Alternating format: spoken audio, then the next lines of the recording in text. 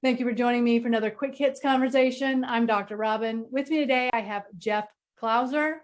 He's the owner of brand Scribed, where he helps business owners leverage their brand story. I also have Jennifer Elder. She's an executive coach for finance professionals who want to transform from being technically talented to a value-add business partner. The question that I have for you today is, how do you prioritize and then stay focused to get the most important things done? Jeff, can you kick us off? I am pretty textbook ADD, I'd say. Unfortunately, I wasn't diagnosed officially until I was well into my 20s, but it definitely explained a lot of things in hindsight as well, too. On top of that, I'm also a solopreneur. So I have to hold myself accountable because I can't really rely on anyone else to do so on a day-to-day. So I reached a point about 3 years ago where I was just at this fork in the road moment, and the world was crashing in on me. I had a crumbling marriage, and I was in between jobs, and it was affecting my health, and my stress levels were high. And I came to the determination that I needed to get back to the basics. I needed to figure out what was most important in my life, and I needed to get some sort of structure and foundation to that. So I came up with a list of tasks. If I accomplished this on a day-to-day, if it didn't progress me further, it would at least prevent me from regressing more than I had. And initially it was about 24 different things, and I ranked it from 0 to 5. And in other words, I completely overcomplicated the damn thing. Right. But through a series of trial and error and through fits and spurts, what I discovered is that I was able to gain traction once I was able to simplify and really cut to the heart of the matter. So over time, I was able to whittle that down to 10 tasks, and I either did it or I didn't do it. And it didn't matter how well I did it. It didn't matter how much of it I did it. It just mattered that I got it done. I checked it off the list and I kept going. Ultimately, that actually spawned a business called Scribed, which I helped co-found. And it really was predicated on 3 main things when it came to not only prioritizing, but remaining focused. One was make it visible. If it's out of sight, it's out of mind. 2 is make it consistent. Like I said before, if you have something that you're expecting that needs to get done on a regular, typically you're going to get less distracted because of that. And thirdly, and this is probably the most important part, make it fun. So when we have all these things kind of coming at us at once, it's really hard to see the forest from the trees. So if you can figure out a way to either add some competitive nature into it, bring other people into it, and let them know what your goals consist of, and see if there's some like-mindedness to it as well too, all of a sudden you have this extra boost of motivation to get you through sometimes even the most mundane tasks. That was the game changer for me. And 3 years later, I still have those 10 things, and I still have that spreadsheet, and I check it off every single day. And I can tell you there's now enough of a sample size where if I go 10 for 10, if I'm not guaranteed to have a great day, I'm certainly guaranteed not to have a bad one. Nice. Thank you. That's amazing. Jennifer, what works for you? Well, I'm going to capitalize on what Jeff said, because I too am a solopreneur. So as a CPA, I am loving my list in Excel, except when the list gets too long.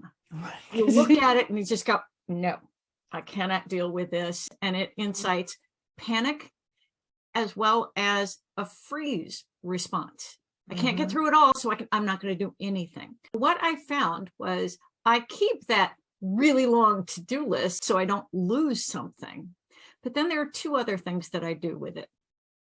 Number 1 is I have a mini to-do list just for that day. And it has 9 things on it. 1 major task. The big, hairy, audacious thing, sometimes people call that the big frog that you have to eat that day. Then there are 3 medium tasks and 5 little things. Because during the day, there are times where your brain, it just goes on pause. But that doesn't mean you can't still be productive with something simple, like picking up the phone or a little filing, whatever you need to do.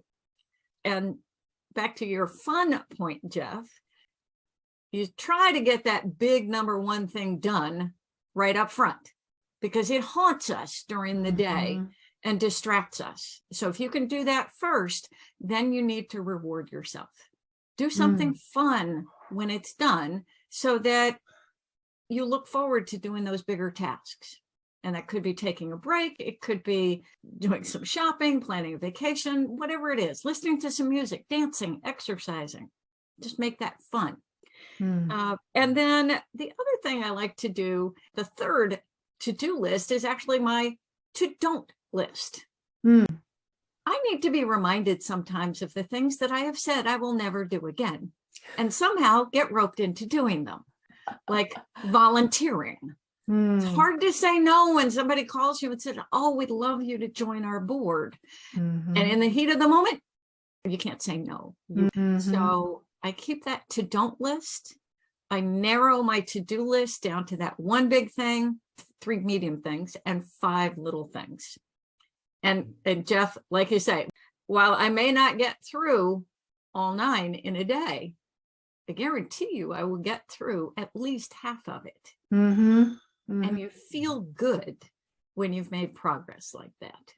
I love that we're all 3 of us are list makers. When I make a list, similar to you, Jennifer, I do have like, these are the big things, but when I have a big goal, I write my list, and I do mine on the back of an old envelope. And I started it with when I used to do couponing when I was young, and you would have your envelope with your grocery list, and then you could put your coupons in the envelope.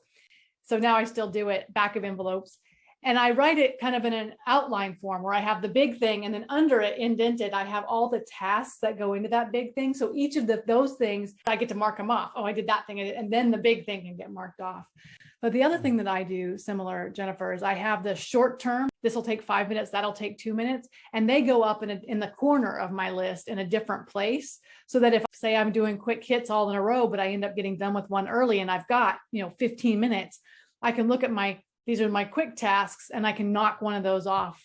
How often is it where you're like, oh, I have a meeting at 1, then I have another one at 2:15, but I've got 25 minutes in between, and I won't do anything. And you sit around, I don't know, twiddling your thumbs or whatever. I call it a parking lot. So I have a little parking lot where I'll add just the things that aren't necessarily urgent, but are just kind of lingering there, where you can kind of fill it into those gaps, which is important because especially with how my mind works, those little gaps of downtime, like you said, it's almost like you justify doing nothing because of the time and the energy of transitioning from one task to another.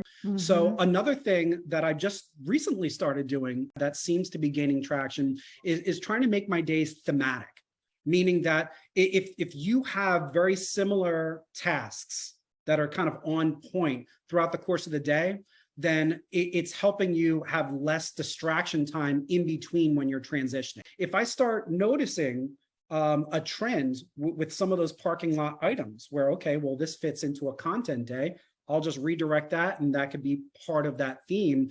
But if I see that I'm switching from, let's say, a creative mind to a more analytical mind, I'm also becoming more aware of the energy that it takes to make that transition. And therefore, I'm trying to be more cognizant of placing it on those days where my mind is already kind of in that mode. And narrowing that down a little bit more is the concept called chunking your time. You group things into a theme for the day. You can also group similar tasks into a similar chunk of time in your calendar.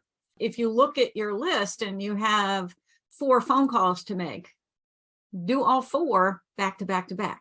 One other tip I wanted to mention, because we've been talking about how you stay focused on your big goals. Sometimes you need to stay focused on what's at hand. And you can actually train your brain. There's something called the Pomodoro technique, which is based on the tomato. Pomodoro is tomato in Italian. And so the little timer here, you can set that timer for 25 minutes. And you tell your brain, I'm going to focus for 25 minutes. When the timer goes off, you take a 5-minute break. Then you go back, set the timer again, take another 5-minute break. After the third one, you reward yourself with a 15-minute break. Nice. It takes less than a week for you to train your brain to stay absolutely focused for that 25 minutes. Awesome. Well, thank you for sharing that tip. That is our 10 minutes, so I'm going to have to cut us off there. Thank you so much for having this conversation with me. It has been very insightful, and I look forward to speaking to each of you again very soon.